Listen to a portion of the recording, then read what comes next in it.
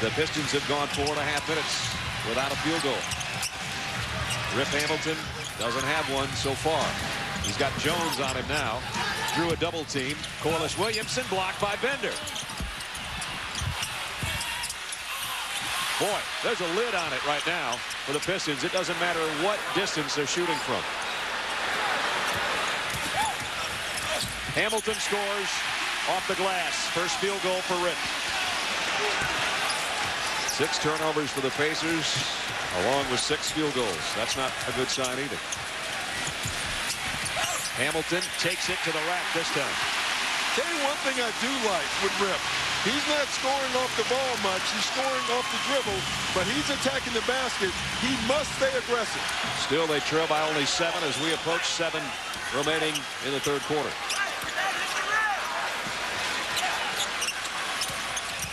Hamilton over Artest. Contested, but he dropped it in anyway. Yeah, and that's the tough way. You know, they would rather have him score without the ball, but right now they're doing such a great job on Rip Hamilton. He's going to have to try to take Artest off the dribble, which is not going to be easy. 5-point Pacer lead. And a whistle and a foul. I mean, taking Ron Artest off the dribble is very difficult, but Rip Hamilton, his ability to pull up off the dribble gives him some space, and that's how he gets that shot off. There's his numbers from Game 5 and what he's got tonight. Hamilton around a pick. The jumper. Good. Off the ball. That's his first bucket off the ball. A 1-point game. His pressure right now is making a difference.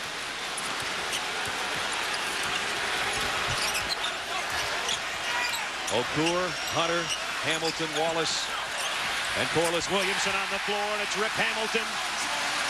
Ron Artest is getting tired. You know, Rip Hamilton talks about that he's the best conditioned athlete in the NBA. Ron Artest absolutely stopped on that last play. I want you to watch the bottom of your screen on this pick and watch Ron Artest. He's going to stop when he hits the pick. That's exhaustion. All night, he's been fighting through it. You see that delay? If you delay on Rip Hamilton, you get scored on. He is a better conditioned athlete than everyone else, and he believes that. I'm tired just watching him chase Rip Hamilton. He's going to take a breather. Freddie Jones guarding Rip Hamilton right now. Hamilton in the paint, and one. See, that's the difference between Freddie Jones and Ron Artest. When Rip Hamilton lowers his shoulder into Ron Artest is still standing there. When he lowers his shoulder into Fred Jones, he backs up and reaches, and that gives Rip Hamilton freedom. Hamilton, right the one constant in this whole series for either team, and he's got 16 points again tonight. He's been the savior. Every time the Pistons have gotten themselves in trouble, they've turned to Rip Hamilton. And he's made it a 1-point game again. There'll be 4 minutes left when Chauncey Billups crosses midcourt. Pacers have led by as many as 14 in the first half. Oh, wow. Artest just leveled Rip Hamilton. And Rip still down, face down. He may be thrown out of the game, but it's definitely going to be a flagrant. Well, Dan Crawford's going over the scorers table to explain just what it is. It's an elbow for Artest, and Artest with the flagrant foul.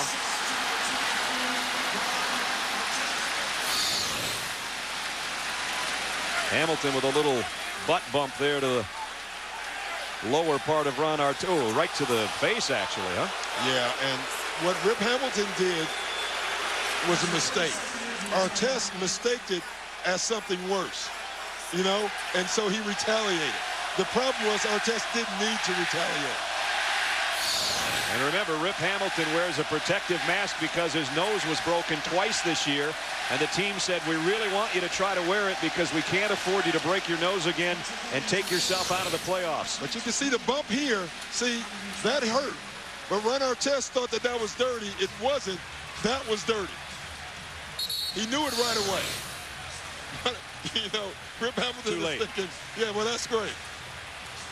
you know, the mask helps, but it still hurts when you hit the mask and it hits your face. That's right. It's still on the cheekbone either way. Well, you know, and again, the Pacers said before this game that they wanted to get physical with Rip Hamilton. I guarantee you Rick Carlisle and no one in the Pacers meant that. The first Piston lead is on Rip Hamilton's free throw.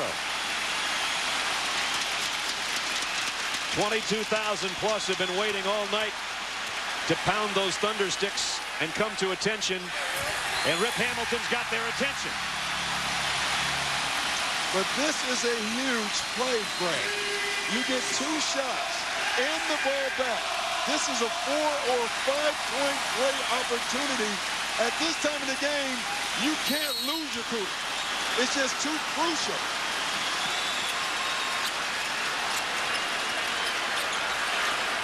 Will the 2-point lead become more? Chauncey Billups trying to make it so. The follow by Rasheed Wallace.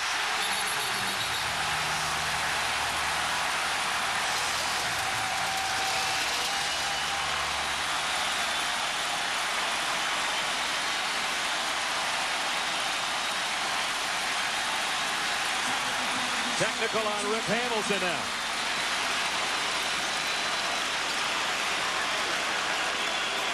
Someone better grab Rip Hamilton. He's upset over the blow that Artest gave him, so he went back up to Artest and started to go back at him. Meanwhile, Reggie Miller at the free throw line misses a free throw. That almost never happened. As bad as Artest was, it's almost worse on Rip Hamilton's part. It's not about you and him. It's about you winning this game. Now watch Rip Hamilton right here. You can't see him. The action had already happened. Everybody needs to take a deep breath right now. Great job. Larry Brown just said, slow down. Let's get into our set. 1:20 left. Hamilton got away from Artest and scored.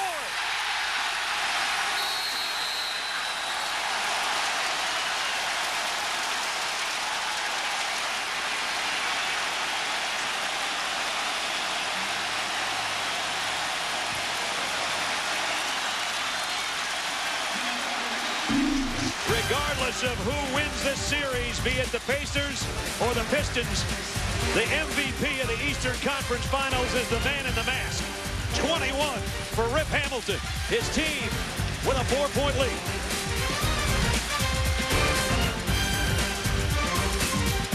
There's Reggie out of the pack. There goes the 3. Off the mark. Crozier backs up. Time running out. He forces one and it goes. But it's going to be too little, too late. It's a 2-pointer for Crozier. The Pistons trying to get it in bounds and throw it in. And for the first time in 14 years, the Pistons go to the NBA Finals. They're the 2004 Eastern Conference champions.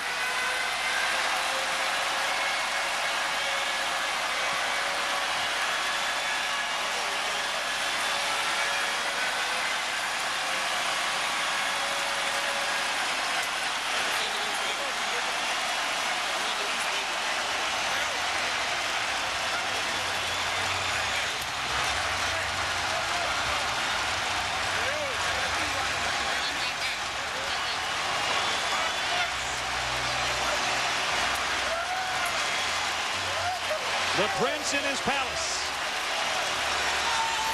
Down 14 in the first half.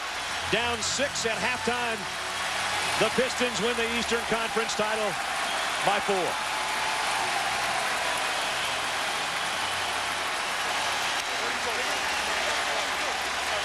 A lot of guts on both sides. Unfortunately, only one team can celebrate.